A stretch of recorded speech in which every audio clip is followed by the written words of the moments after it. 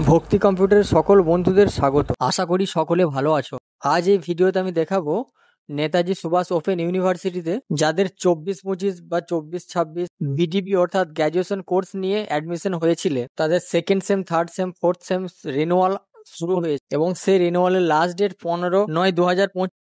তো আমি আজ দেখাবো কিভাবে নির্ভুলভাবে এই পোর্টাল থেকে তারা রিনিউয়ালটি করতে পারবে বা করবে। খুব ভালো করে ফলো করবে, আমি স্টেপ বাই স্টেপ এই ভিডিওর মাধ্যমে সেটা তুলে ধরি। তো তার আগে বন্ধুরা একটা ছোট্ট কথা, নতুন যাদের কাছে এই ভিডিওটি পৌঁছাচ্ছে, যারা এখনো এই চ্যানেলটিকে সাবস্ক্রাইব করোনি, খুব তাড়াতাড়ি সাবস্ক্রাইব করে নেবে, কারণ আগামী দিনে এডুকেশনাল নানান তথ্য এই চ্যানেলের মধ্য দিয়ে প্রকাশিত করা হবে। তো চলো আমরা গুগলে সার্চ করলাম NSOU, তারপরে এদের অফিসিয়াল ওয়েবসাইটে ক্লিক করব। তারপরে দেখো বাঁ দিকে উপরের দিকে কোণে বিডিপি অ্যান্ড ইউজিডিপি এই অপশনটি আছে, ডিসেম্বর 2024 অ্যান্ড জুন 2025। তারপরে ক্যান্ডিডেটে ক্লিক করব। ইউজার আইডি পাসওয়ার্ড দেওয়ার জায়গা আছে, কিন্তু তার আগে কি করতে হবে না সাইন আপ করতে হবে। সাইন আপ করলে তবেই ইউজার আইডি এবং পাসওয়ার্ড ক্রিয়েট হবে।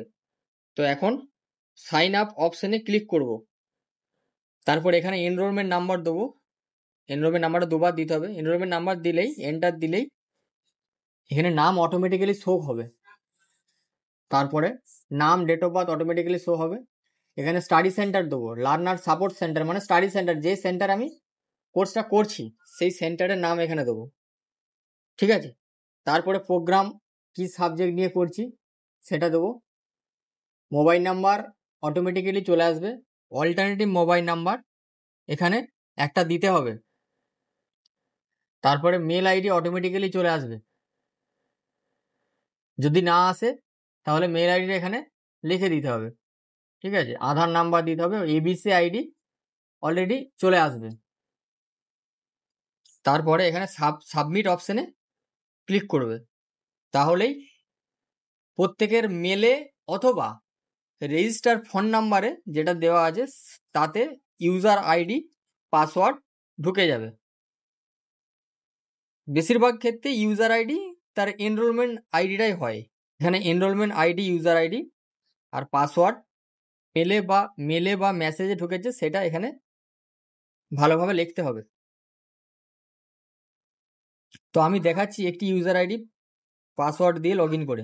ইউজার আইডি মানে এনরোলমেন্ট নাম্বার দেবো, করে পাসওয়ার্ড মেলে অথবা ফোনে যেটা ঢুকেছিল সেটা আমি এখানে পুট করব।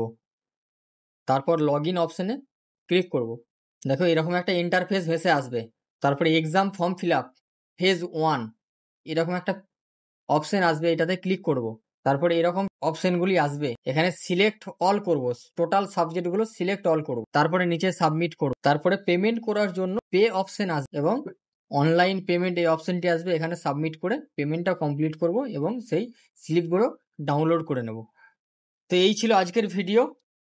তো বন্ধুরা, যাদের এই ফর্মটি ফিল আপ করতে কোনো রকম প্রবলেম হবে তো অবশ্যই নিচে কমেন্ট বক্সে কমেন্ট করে জানাবে, আমি যথাযথ সাহায্য করব সেই প্রবলেম সলিউশন করার। ধন্যবাদ, ভালো থাকবেন।